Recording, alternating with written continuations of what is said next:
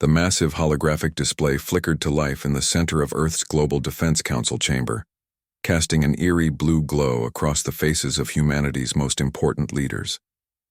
Admiral Sarah Chen straightened in her chair as the alien figure materialized before them. The creature stood nearly 8 feet tall, its crystalline exoskeleton catching the light in mesmerizing patterns. Forearms moved with fluid grace as it spoke, its voice carrying the weight of absolute authority. "I am Vextar Crimson Scale, Supreme War Marshal of the Galactic Empire," the alien announced, its words translated by advanced AI systems. "Your species has been under observation for precisely 47 of your solar cycles. We have watched your primitive expansion into your local star system with mild amusement." The War Marshal's 6 eyes seemed to focus on each human simultaneously, a disturbing effect that made several council members shift uncomfortably. "However, your recent attempts at faster-than-light travel have crossed into territories claimed by the Empire for over 3 millennia. This transgression cannot be ignored." Admiral Chen leaned forward, her weathered hands clasped tightly. "We had no knowledge of your Empire's claims. Our exploration was conducted in good faith, seeking knowledge and peaceful contact with other civilizations." A sound that might have been laughter emanated from the alien's throat. "Peace, how quaint. Your species speaks of peace while your history drips with the blood of countless wars. We have studied your conflicts, human, your world wars, your nuclear weapons, your constant struggle for dominance over your own kind." The War Marshal began pacing, its forearms gesturing dramatically. "The Galactic Empire has maintained order across 17 star systems for over 5,000 years. We have crushed 43 species who dared to challenge our authority. Each thought themselves special, unique, deserving of independence." President Martinez of the Earth Federation stood slowly. "What exactly are you proposing, Marshal?" "A demonstration," Vextar replied, its eyes gleaming with anticipation. "Your species will face our subjugation fleet in combat. If by some miracle you prove worthy, you may be granted the privilege of serving the Empire as a vassal species. If you fail as expected, your world will be harvested for resources and your people relocated to suitable labor worlds." The chamber erupted in angry voices. General Thompson slammed his fist on the table. "You're talking about slavery?" "We'll never submit to such terms. Your submission is not required, merely your defeat," the War Marshal responded coolly. "You have 30 of your days to prepare. Our fleet will arrive at the edge of your solar system. Should you choose to flee rather than fight, we will simply follow. There is no escape from the Empire's reach." Dr. Elizabeth Warner, Earth's chief xenobiologist, spoke up. "How many ships are we talking about?" 100 vessels of various classifications. Consider it a modest force, sufficient for dealing with primitive species such as yourselves." The alien's tone suggested this was generous. "We could send 1,000, but that would be wasteful." Admiral Chen stood, her voice steady despite the magnitude of what they faced. "And if we refuse your challenge entirely? Then we will interpret that as immediate surrender. Your world will be claimed within the week, and your people will face the consequences of cowardice. The Empire has little use for cowards, so elimination would be the preferred option." The hologram began to flicker as the transmission prepared to end. 30 days, humans. Use them wisely. Perhaps spend time with your families. Create whatever primitive art brings you comfort. The Galactic Empire's mercy is not without limits. As the alien figure vanished, the chamber fell into stunned silence. The weight of humanity's situation pressed down on everyone present. An interstellar empire with thousands of years of military experience was giving them a month to prepare for what amounted to species-wide extinction or enslavement. General Thompson was the first to break the silence. "What do we know about their technology?" Dr. Warner consulted her tablet. "Based on the transmission analysis, their faster-than-light communication is at least 50 years ahead of our best theories. If their weapons technology matches their communications capabilities, we're looking at plasma-based energy weapons, potentially antimatter missiles, and defensive systems we can't even conceptualize." "Numbers," Admiral Chen demanded. "What are our actual defensive capabilities?" Colonel Reeves pulled up Earth's military assets on the main screen. "We have 47 combat-capable spacecraft, mostly converted mining vessels and exploration ships. Our most advanced weapons are nuclear missiles and high-energy laser arrays. Total crew complement across all vessels is approximately 15,000 personnel.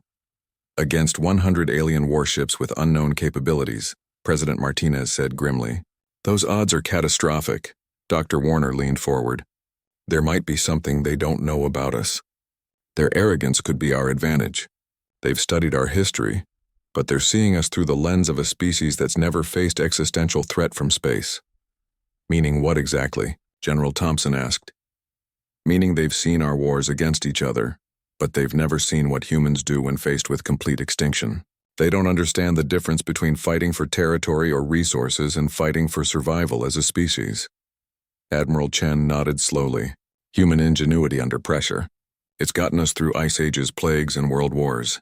But we're talking about technology gaps that might be insurmountable. Maybe not, Colonel Reeves interjected. What if we don't try to match their technology? What if we use approaches they wouldn't expect from a primitive species? The room began buzzing with urgent conversations as the reality of their situation crystallized. 30 days to prepare for a fight that would determine whether humanity continued to exist as a free species or disappeared entirely. President Martinez called for order. Whatever we're going to do, we need to start immediately. I'm authorizing unlimited resources for military research and development. Every scientist, every engineer, every military strategist on the planet needs to be working on this problem. Admiral Chen stood. I'll coordinate with all space-capable nations. If we're going to face this empire, we face it as one unified human force. As the council members dispersed to begin humanity's desperate preparations, none of them noticed the slight smile on Dr. Warner's face. She had been studying theoretical physics for decades, and there were certain principles the empire might not be familiar with. Human creativity had always thrived when faced with impossible odds. The countdown to humanity's greatest challenge had begun. The abandoned mining station orbiting Ceres buzzed with activity as humanity's greatest minds worked around the clock. Dr. Elizabeth. Warner stood before a massive holographic display showing theoretical physics equations that seemed to dance in the air around her. Sleep had become a luxury she couldn't afford, not when the fate of their species hung in the balance. Show me the Morrison-Chen calculations again, she called to her assistant, Dr. James Park. The young physicist had been working on theoretical applications of quantum entanglement for spacecraft propulsion, research that had seemed purely academic just weeks ago. The equations shifted, displaying complex formulas that described how quantum-entangled particles could theoretically allow for instantaneous information transfer across vast distances. More importantly, the recent breakthrough suggested that large-scale quantum manipulation could create devastating effects when applied to matter on a macroscopic level. The energy requirements are enormous, Dr. Park said, wiping exhaustion from his eyes. We'd need the power output of a small star to make this work on a scale large enough to affect their ships. What about cumulative effects? Dr. Warner asked, her mind racing through possibilities. Multiple smaller applications building up over time? Before Dr. Park could answer, Admiral Chen's voice crackled through the communication system. All department heads to the Central Command Center immediately. We have updates from reconnaissance. The command center had been transformed into a war room, with holographic displays showing real-time data from Earth's most advanced telescopes and deep space monitoring stations. General Thompson stood beside a three-dimensional map of the solar system, his expression grim. Our long-range sensors have detected the Empire fleet, Admiral Chen announced as the team assembled. They're holding position just outside Pluto's orbit, exactly as promised. 100 ships in a standard battle formation. The holographic display zoomed in, revealing the alien vessels for the first time. They were massive, each ship easily 3 times larger than humanity's biggest spacecraft. Their hulls seemed to absorb light, making them appear as dark silhouettes against the star field. Colonel Reeves highlighted specific vessels on the display. We've identified several ship classifications based on size and energy signatures. 20 capital ships that appear to be dreadnought-class vessels, 40 medium cruisers, and 40 smaller ships that are likely destroyers or frigates. Dr. Warner studied the formation carefully. They're arranged in a traditional battle line. Very orderly, very predictable. That suggests they're not expecting any real resistance. Or they're so confident in their superiority that they don't need to hide their intentions. General Thompson countered. Admiral Chen pulled up another display showing Earth's defensive preparations. Here's what we've managed to assemble in 3 weeks. Our 47 ships have been retrofitted with every weapon system we could design and build. Nuclear missiles, plasma cannons based on fusion reactor technology, and high-powered laser arrays. The human fleet looked pitiful compared to the Empire forces, but Dr. Warner noticed something interesting about their positioning. Unlike the alien formation, the human ships were scattered throughout the inner solar system in what appeared to be random positions. "Admiral, the ship positioning isn't random, is it?" she asked. A slight smile crossed Admiral Chen's face.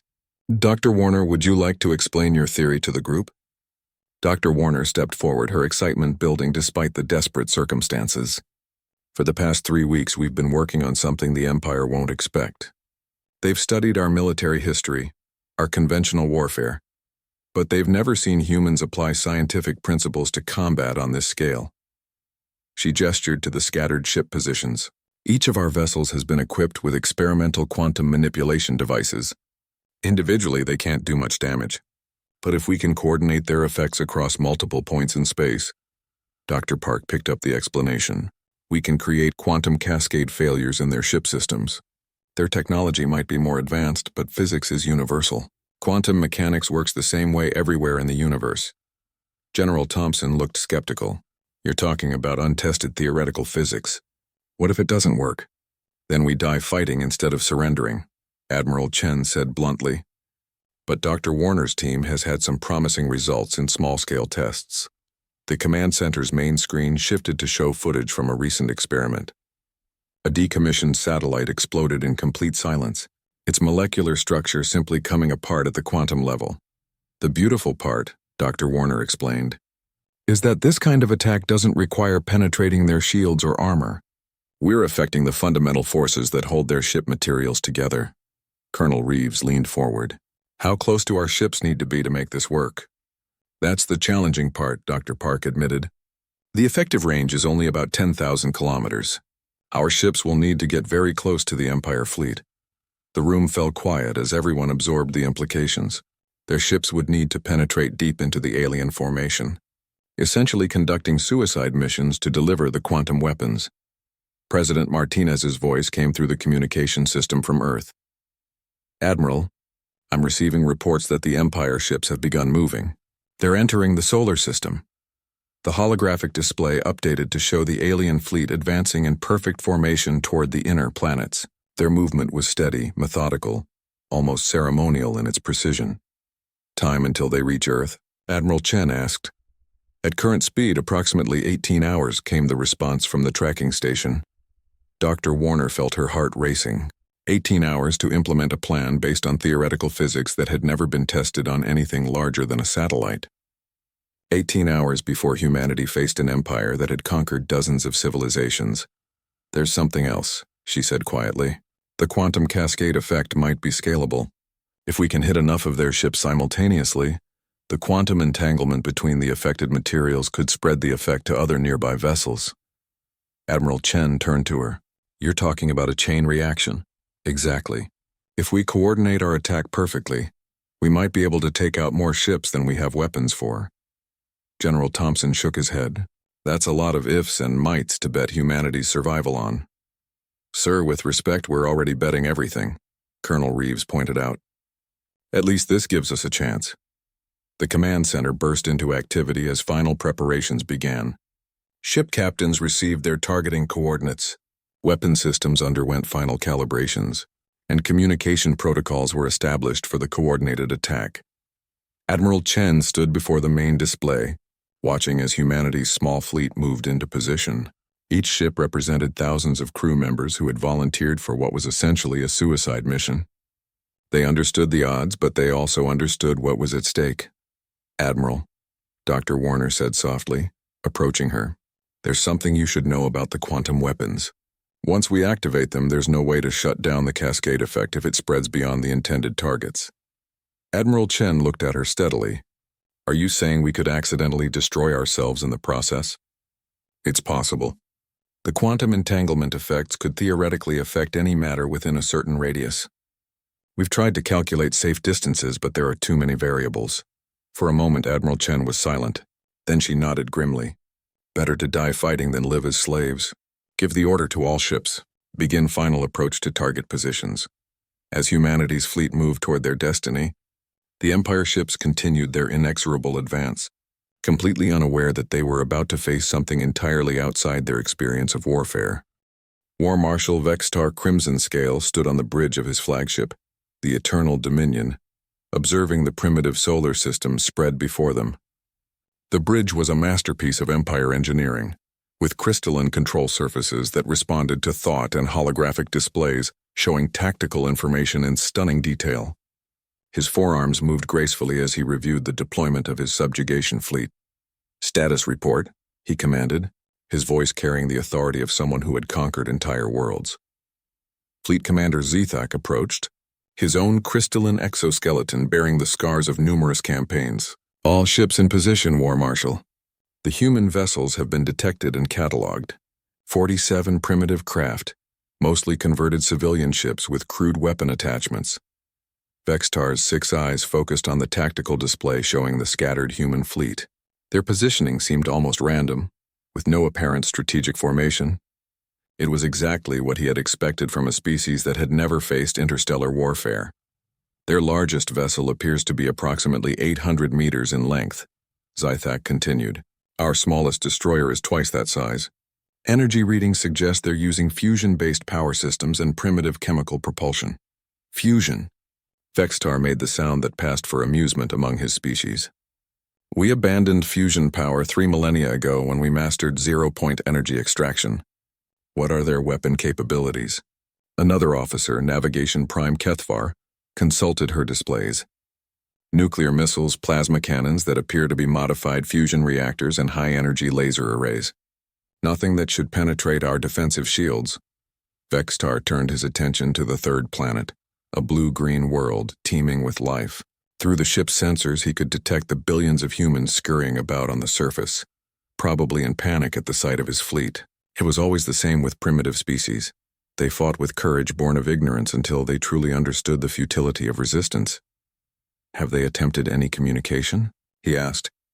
"Several transmissions on primitive radio frequencies," Kethvar replied. "Mostly requests for negotiation and appeals for mercy, standard behavior for species facing extinction." The War Marshal's chief science officer, a smaller creature with specialized sensor organs, approached the command platform. "Marshal, we've detected some unusual energy signatures from several of their vessels. The readings are inconsistent with their apparent technology level." Vextar's eyes narrowed slightly. "Explain." "The energy patterns suggest they're experimenting with quantum-level manipulations. However, their civilization lacks the theoretical framework to make such technology practical. It's likely they're attempting some form of desperate scientific breakthrough. Quantum manipulations?" Vextar considered this information. "Have any of the 43 species we've conquered attempted similar approaches?" "None, Marshal. Most species focus on improving their conventional weapons or developing better defensive systems. The humans appear to be pursuing a more theoretical direction." Fleet Commander Zethak gestured dismissively. "Desperate experimentation is common among doomed civilizations. They often waste their final days pursuing impossible solutions instead of accepting the inevitable." Vextar nodded, satisfied with this explanation. The Empire had encountered this pattern before. Species that threw themselves into frantic research projects when faced with superior force. It never amounted to anything meaningful. "Begin the demonstration," he ordered. "Target their outermost vessel with a single plasma lance. Minimal power setting. We want to show them the futility of resistance without destroying their entire fleet immediately." The massive weapon systems of the Eternal Dominion hummed to life. The plasma lance was a terrifying weapon that could vaporize entire city blocks. But set to its lowest power setting, it would merely cripple a ship without destroying it completely. A brilliant lance of superheated plasma streaked across space toward the human vessel designated as UES Endeavor, a converted mining ship positioned near Jupiter's orbit. The beam struck the ship's hull with devastating precision, tearing through armor plating and causing secondary explosions throughout the vessel. "Direct hit," reported Weapons Coordinator Traxen. "The vessel is disabled but intact. Estimated crew casualties at 60%. On the tactical display, the human ship listed heavily, venting atmosphere and debris. It was exactly the demonstration Vexitar had intended. a clear message that resistance was pointless. Then something unexpected happened. Instead of retreating or broadcasting surrender, the remaining human ships began moving. But their movement pattern was unlike anything in Vextar's extensive military experience. Rather than forming defensive positions or attempting to flee, they were accelerating directly toward his fleet. Fleet commander, analyze their approach vectors, Vextar ordered, his confidence wavering slightly. Zethak's eyes widened as he processed the tactical data. Marshal, they're positioning themselves for close-range engagement. Some vessels appear to be on collision courses with our ships. Suicide runs. Vextar had seen this tactic before, though usually not with an entire fleet. Primitive but occasionally effective against unshielded targets. Raise defensive barriers to maximum strength. Throughout the Empire fleet, energy shields flared to life, creating shimmering barriers around each vessel. The shields were powerful enough to stop asteroid impacts and had never been penetrated by weapons from primitive civilizations. Navigation Prime Kethvar suddenly looked up from her station with confusion. Marshal, I'm detecting coordinated energy buildups across multiple human vessels. The quantum signatures are intensifying. Intensifying how? Vextar demanded. The energy levels are increasing exponentially. Whatever they're building up to, it's happening simultaneously across their entire fleet. For the first time in decades of military campaigns, War Marshal Vextar felt a small flutter of uncertainty. The humans weren't behaving according to any tactical doctrine he had studied.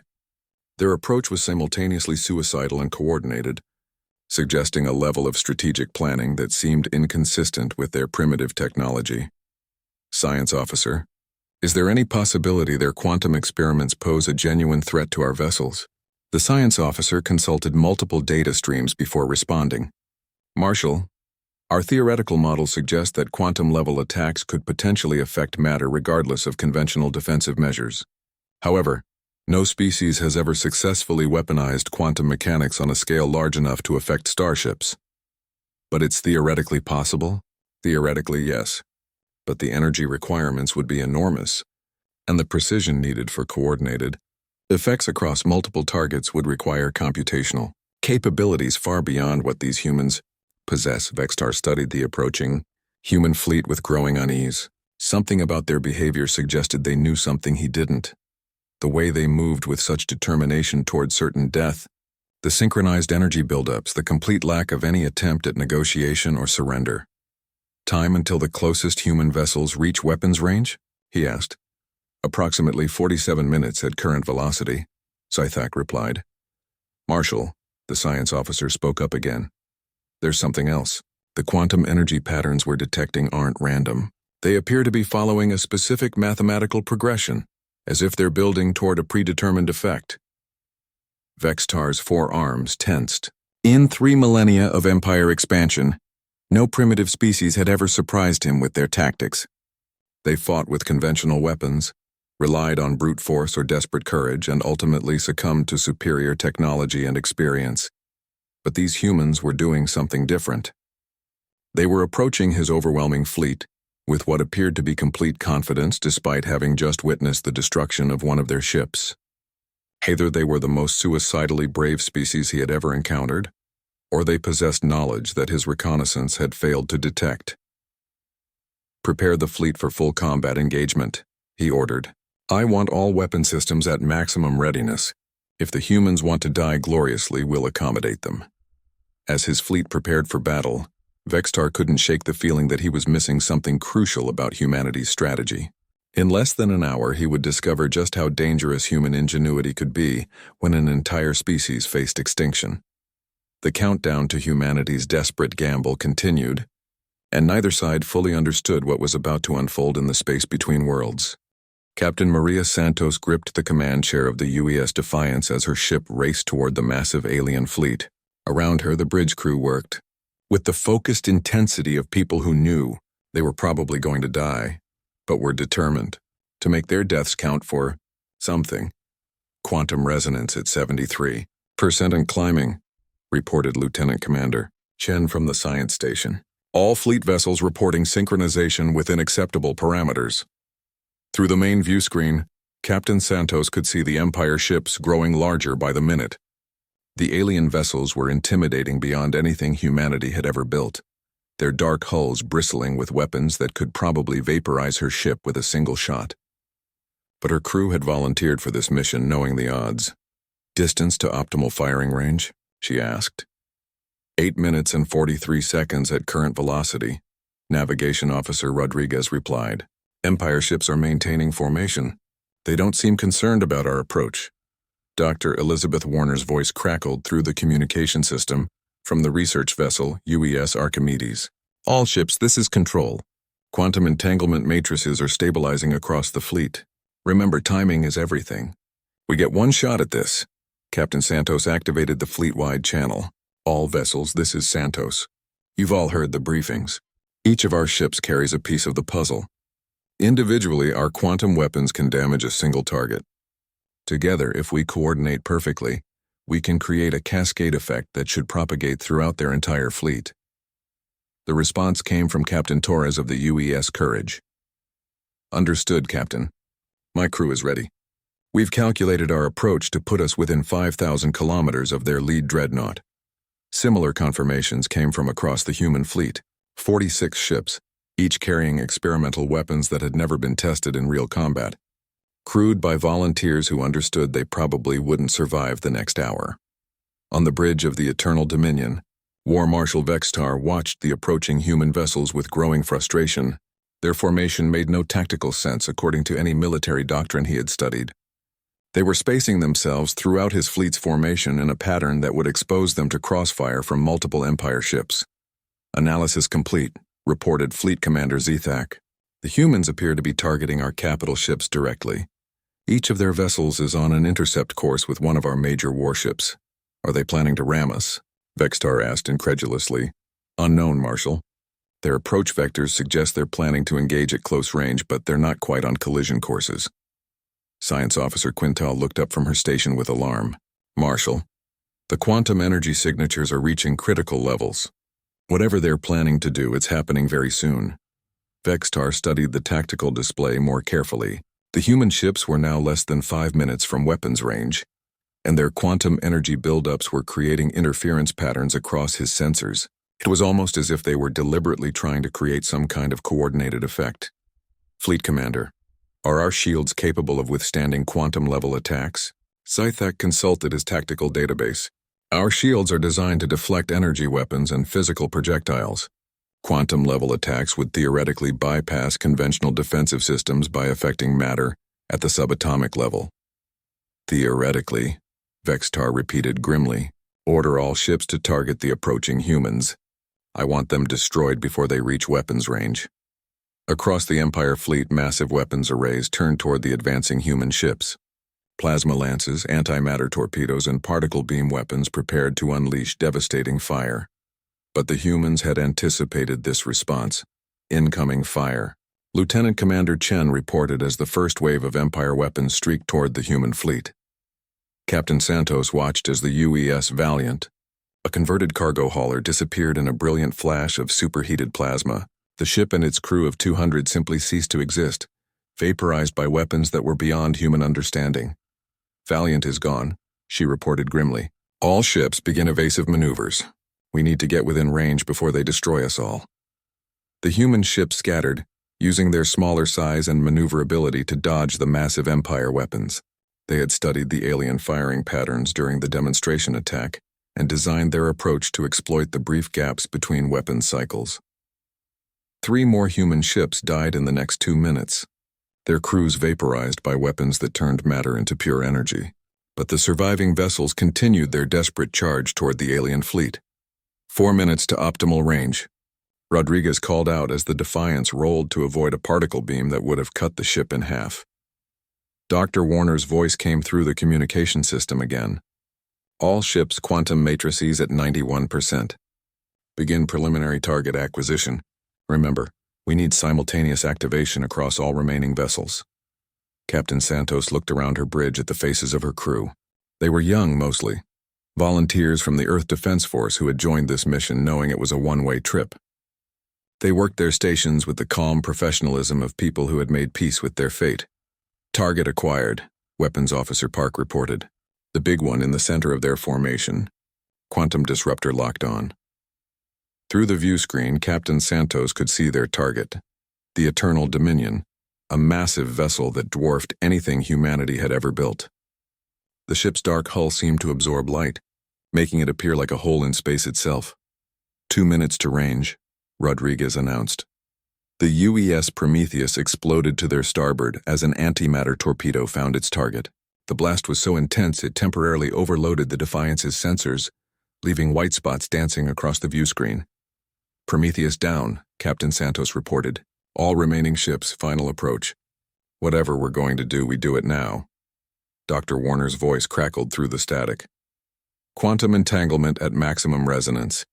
All ships prepare for synchronized activation on my mark. Captain Santos could see the other human ships converging on their targets throughout the alien formation. Each vessel was racing toward certain death, but they moved with purpose and coordination that spoke to humanity's greatest strength, the ability to work together when facing extinction. 30 seconds to optimal range, Rodriguez called out. On the Empire ships, War Marshal Vextar realized with growing alarm that the humans had somehow timed their approach to arrive at multiple points in his formation simultaneously. Whatever they were planning, it was happening with military precision that belied their primitive technology level.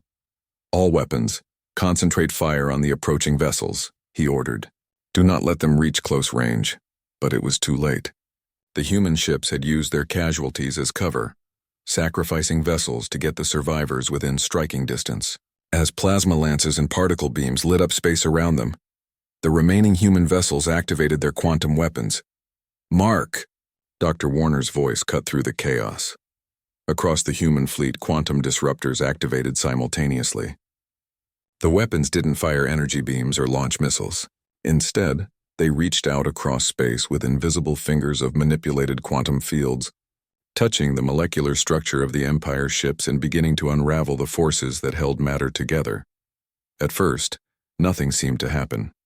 Then slowly, the effects began to manifest as the quantum cascade effects started to spread through the alien fleet. The first sign that something had gone catastrophically wrong came when the hull plating on the Empire destroyer Void Render began to shimmer. War Marshal Vextar watched in disbelief as sections of the ship's armor simply dissolved into component atoms, leaving gaping holes that exposed the vessel's internal structure to the vacuum of space. Report, he commanded, his forearms working frantically at the command interface.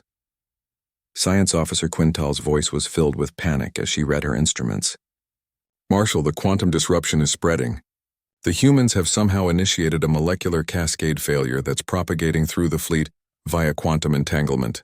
On the tactical display, red warning indicators began appearing across multiple Empire ships. The Void Render was already listing badly as its structural integrity failed in critical areas. Atmosphere vented from the breached sections carrying crew members into the void. How is this possible? Fleet Commander Zythak demanded. Our materials are quantum stabilized. Dr. Warner's voice echoed across all frequencies as she broadcast from the UES Archimedes. The quantum entanglement doesn't care about your stabilization. We're affecting the fundamental forces that bind matter together. Your advanced technology just made you more vulnerable because your materials share quantum signatures across your entire fleet. Vextar realized with growing horror that the humans had turned the Empire's own technological sophistication against them. The quantum-stabilized materials that made Empire ships incredibly strong also made them vulnerable to coordinated quantum manipulation. Countermeasures, he ordered desperately. There are no countermeasures, Quintal replied, her voice breaking. This isn't an energy weapon we can shield against. They're unmaking our ships at the molecular level. The cascade effect was spreading faster now. The destroyer Crimson Talon suffered a catastrophic failure of its main reactor housing, causing a chain reaction that tore the ship apart from the inside. The cruiser Knight's Edge watched helplessly as its weapon system simply stopped functioning, their quantum-stabilized components becoming unstable and dangerous. Captain Santos observed the unfolding destruction from the bridge of the Defiance with a mixture of awe and terror. The quantum weapons were working better than anyone had dared hope, but the scale of the destruction was beyond anything they had imagined. My God, whispered Navigation Officer Rodriguez. Look at them. They're just coming apart. Through the view screen they could see Empire ships throughout the formation, suffering varying degrees of molecular breakdown. Some ships lost hull sections, others experienced critical system failures, and a few simply dissolved into clouds of component atoms. But the Eternal Dominion, Vextar's flagship, was fighting back. "Marshal," reported Weapons Coordinator Traxen, "we're detecting massive energy buildups from the flagship. They're channeling power from their entire propulsion system into their quantum stabilizers." Dr. Warner's voice crackled through the communication system. "All ships? The flagship is adapting to our attack. They're using brute force energy applications to stabilize their quantum matrix. We need to concentrate our remaining disruptors on that vessel." Captain Santos looked around her bridge. The Defiance had taken damage from Empire weapons fire during their approach, and several systems were failing. Her crew was running on emergency power and determination. "How many quantum disruptors do we have left online?" she asked. 17 ships still reporting functional weapons," Lieutenant Commander Chen replied. "But our energy reserves are nearly depleted. We can maintain the disruptors for maybe another 6 minutes." Through the tactical display, Captain Santos could see the Eternal Dominion beginning to stabilize as it channeled enormous amounts of energy into reinforcing its molecular structure. The ship was literally fighting the quantum cascade with raw power, and it was working. War Marshal Vextar stood on his bridge as his flagship shuddered under the strain of resisting the human quantum attack. Around him, his crew worked desperately to maintain the energy fields that were keeping their ship intact. "Status of the fleet?" he demanded. Fleet Commander Zethak consulted the tactical readouts with visible anguish. 37 ships lost completely, 28 ships with critical damage, 17 ships with systems failures but still operational. Only 18 ships report full combat capability. From 100 ships to 18 in less than 10 minutes. It was the worst military disaster in Empire history, caused by primitive humans using theoretical physics that shouldn't have been practical for another 1,000 years of technological development. "The humans' energy signatures are weakening," Science Officer Quintal reported. "Their quantum disruptors are losing coherence. If we can maintain our current power levels for another few minutes, we should be able to break free of the cascade effect." Vextar felt a surge of hope. The humans had surprised him with their impossible weapon, but they were still primitive. Their energy systems couldn't maintain the quantum disruption indefinitely. That's when Captain Santos made a decision that would echo through galactic history. "All ships, this is Santos. Prepare for ramming speed. If we can't destroy the flagship with quantum weapons, we'll do it the old-fashioned way." Dr. Warner's voice cut through the communication channel. "Captain, that's suicide. The flagship still has functional weapon systems." "So did the rest of their fleet," Captain Santos replied grimly. "Sometimes the old ways work best. All remaining ships target the Eternal Dominion. Maximum velocity." Across the human fleet, the surviving 17 vessels turned toward the Empire flagship and engaged their engines at maximum power. They had expended their quantum weapons and taken casualties that would have broken any normal military force. But they were still fighting. Vexitar watched in disbelief as the remaining human ships accelerated directly toward his position. "Are they insane? We still have enough firepower to destroy them all." "Maybe," Fleet Commander Zethak replied. "But they've already destroyed 82 of our ships. Perhaps they believe the trade is acceptable." The realization hit Vextar like a physical blow. These humans weren't fighting to win in any conventional sense. They were fighting to ensure that his fleet, whatever survived, would be too damaged to threaten Earth. They were willing to sacrifice everything to protect their homeworld. "All functional ships, concentrate fire on the approaching humans," he ordered. "Do not let them reach us." Plasma lances and particle beams reached out toward the charging human vessels. The UES Courage took a direct hit and exploded spectacularly. The UES Determination had its engines destroyed and drifted helplessly away from the battle. But 15 ships continued their charge. Captain Santos felt the Defiance shaking as Empire weapons fire bracketed her ship. They were close enough now to see individual weapon ports on the massive alien flagship. Her ship was damaged, her crew was exhausted, but they had accomplished something impossible. 30 seconds to impact, Rodriguez reported calmly. "All hands, brace for collision," Captain Santos announced shipwide. "It's been an honor serving with you all."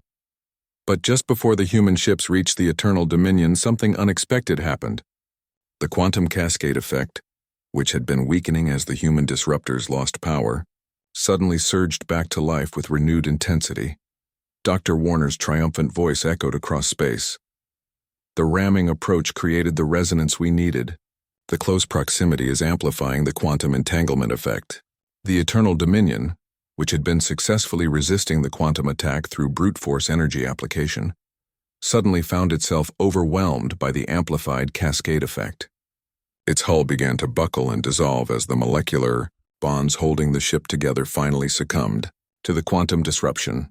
War Marshal Vextar felt his flagship dying beneath him as the deck plating began to shimmer and fade. Around him, his bridge crew scrambled for escape pods as the ship's structural integrity failed catastrophically. In that moment, as his empire's greatest weapon dissolved around him, Vextar finally understood what made humans so dangerous. They didn't just fight with technology or tactics. They fought with ideas, improvisation, and an absolute refusal to surrender even when facing impossible odds. The silence that followed the destruction of the Eternal Dominion was profound. Captain Maria Santos stood on the bridge of the heavily damaged UES Defiance, watching through the view screen as debris from the Empire flagship drifted past in slow motion. Around them, the remnants of what had been the most powerful military force in galactic history floated dead in space. "Status report," she said quietly, her voice hoarse from breathing recycled air through damaged life support systems. Lieutenant Commander Chen consulted her battered instruments. 14 human ships still operational, though most are severely damaged. Empire fleet status. She paused, rechecking her readings. 89 ships completely destroyed. 7 ships with critical damage and no life signs. 4 ships showing minimal power signatures but no communication responses. Navigation Officer Rodriguez looked up from his station with an expression of stunned disbelief. "Captain, I think we actually won." The words hung in the air like something too large to comprehend. Humanity's small fleet had faced an empire that had conquered dozens of civilizations across thousands of years, and somehow they had emerged victorious. Dr. Elizabeth Warner's voice crackled through the communication system from the research vessel UES Archimedes. "All ships, be advised that quantum resonance is finally stabilizing. The cascade effect appears to have run its course. We're no longer detecting active quantum disruption." Captain Santos activated the fleet-wide channel. "All surviving vessels, report your status and casualties." The responses came in slowly, each ship reporting damage and losses that would have been catastrophic under normal circumstances. The UES Courage had lost half its crew to decompression. The UES Valorous had suffered critical reactor damage and was running on emergency power. The UES Determination was completely dead in space. Its crew alive but trapped, but they were alive. And the Empire fleet was not.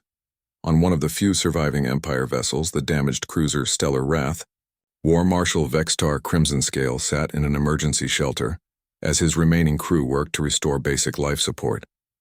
His flagship was gone, most of his fleet was destroyed, and he was facing the greatest military defeat in Empire history. Communications Officer Ethelek managed to establish a weak signal to the other surviving Empire ships. "Marshal, we're receiving surrender requests from the human fleet. They're offering to provide assistance to our damaged vessels."